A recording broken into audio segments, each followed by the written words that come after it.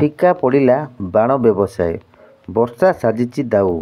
ଏହିପରି ଦୃଶ୍ୟ ଦେଖିବାକୁ ମିଳିଛି ରାୟଗଡ଼ା ଜିଲ୍ଲା କାଶୀପୁର ବ୍ଲକରେ।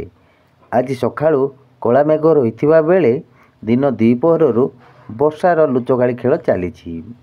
ସନ୍ଧ୍ୟା ସମୟରୁ ବର୍ଷା ଲାଗି ରହିଥିବା ବେଳେ ବାଣ ବ୍ୟବସାୟୀଙ୍କ କହିବା ଅନୁସାରେ ଚଳିତ ବର୍ଷ ଅପେକ୍ଷା ଏହି ବର୍ଷ ବାଣ ବ୍ୟବସାୟରେ ପଡ଼ିଛି ଫିକା, ବର୍ଷା ସାଜିଛି ଦାଉ।